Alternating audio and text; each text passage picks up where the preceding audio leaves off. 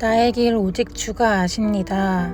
오늘 하루 말씀을 묵상하며 우리 앞에 놓여진 길을 주님과 함께 걸어가는 하루 되시길 바랍니다.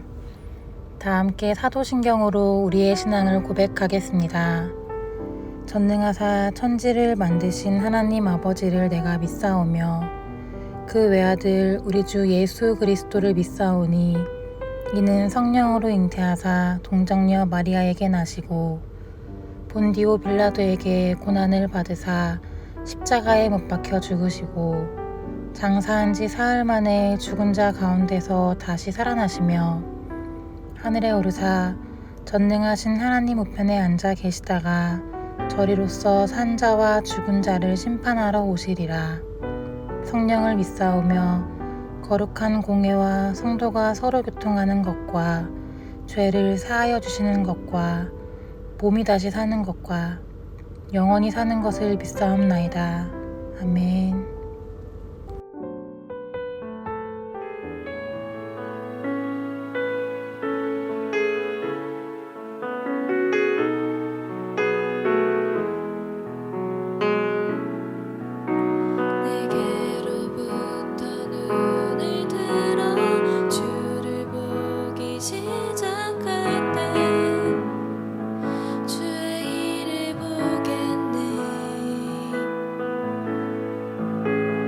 작은 마음 돌이키사 하늘에 꿈꾸게 하네.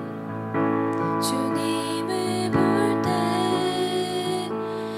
모든 시선을 주님께 드리고 살아계신 하나님을 느낄 때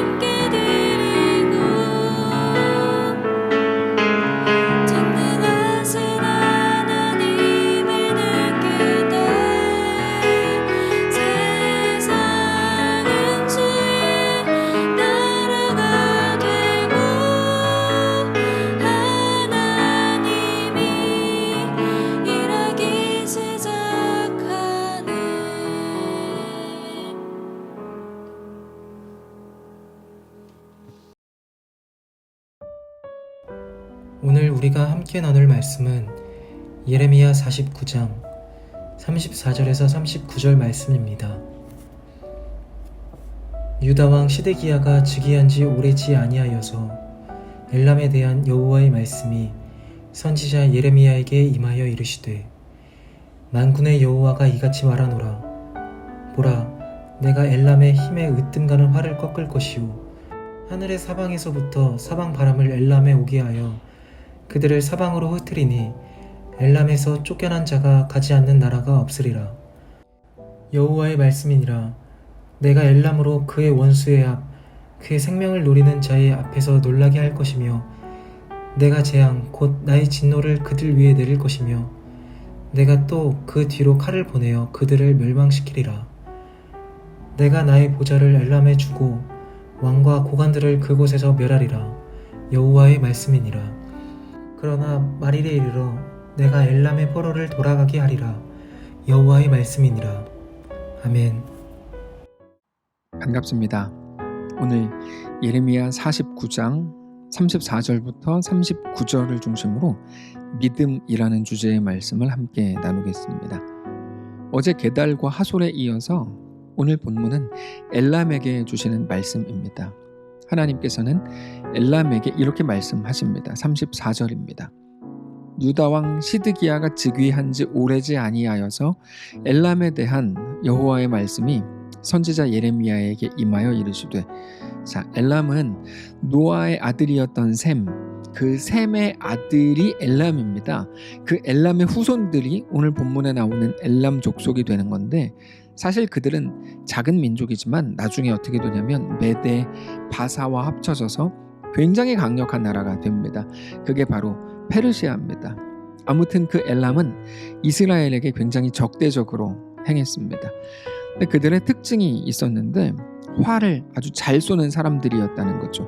그래서 늘 화살통을 메고 이스라엘로 쳐들어오는 그런 사람들이었습니다. 그것에 대한 묘사는 이사야 22장에 기록이 되어 있습니다. 제가 읽어드리면, 엘람 사람은 화살통을 메었고 병거 탄 자와 마병이 함께하였고 디르 사람은 방패를 드러냈다, 이렇게 되어 있는데요.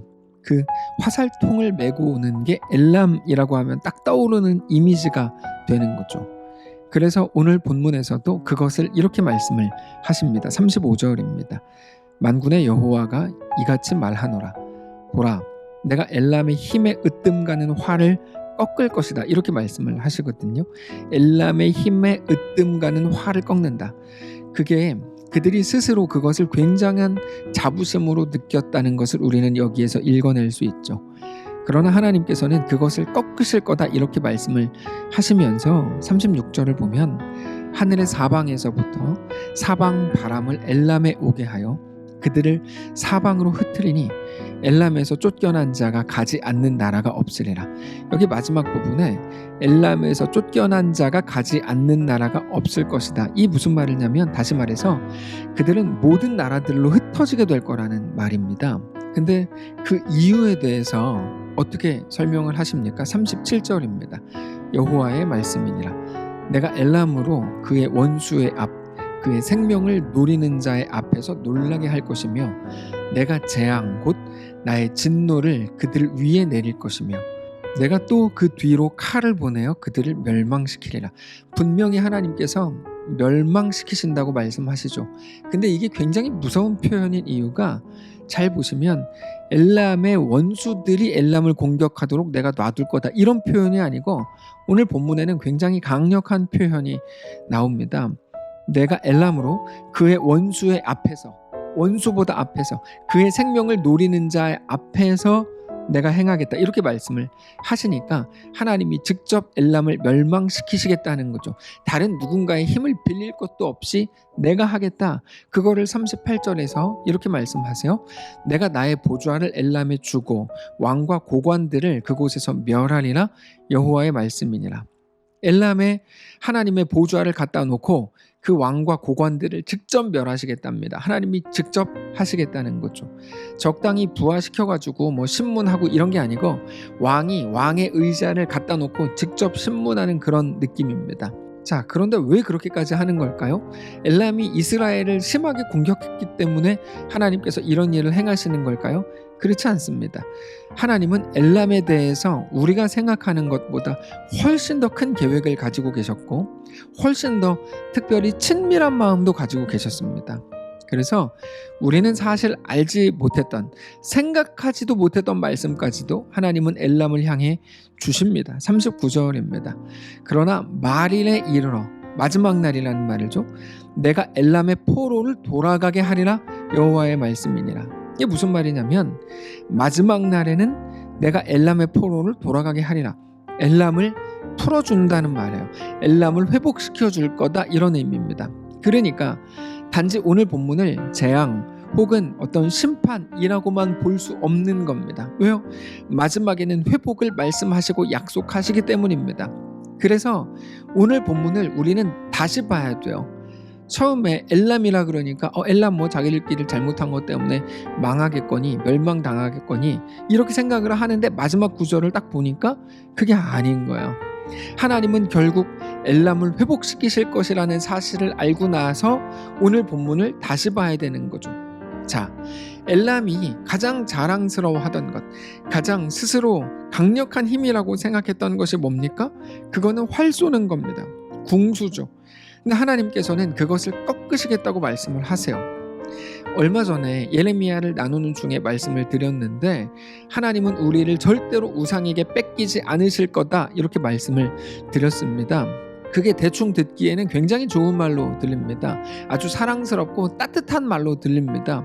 이렇게 생각이 되는 거죠. 역시 우리 하나님 너무 감사하다. 내가 잘못된 길로 가려고 할 때 나를 용서하시고 잡아주시는구나. 이렇게 생각하게 할 만한 그런 말입니다. 근데 사실 그거는 굉장히 무서운 말이라고 말씀을 드렸습니다. 하나님이 우리를 우상에게 뺏기지 않으신다는 말은 우상이라는 세력과 하나님이 싸워서 하나님이 승리하고 그래서 우리를 보호해준다. 이런 어떤 어린아이 같은 말이 아니고 우리 속에 있는 우리가 의지하는 우리가 꼭 가지기를 원하고 바라는 이 땅에 속한 무언가에 대해 말하는 겁니다. 당장 그게 하나님보다 더 커 보여서 하나님조차 가려버리는 그게 우상이거든요. 그게 돈이고 자식이고 건강이고 우리의 미래이고 관계들이죠.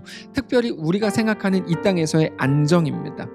우리는 그것들을 하나님보다 더 소중하게 여길 때가 많습니다.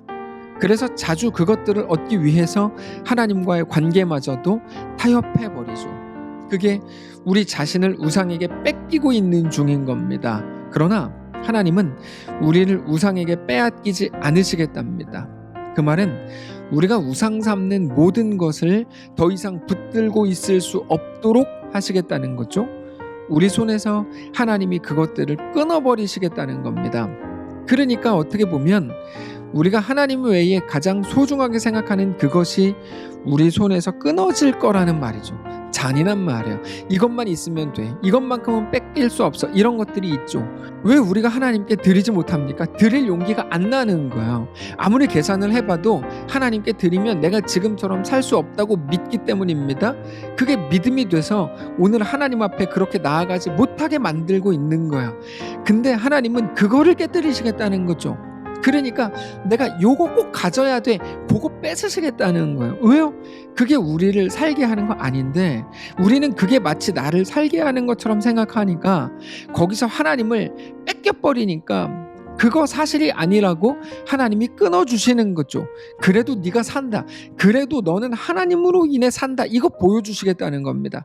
그래서 자주 말씀드렸던 것처럼 하나님이 우리를 왜 폭풍 한가운데 세우십니까?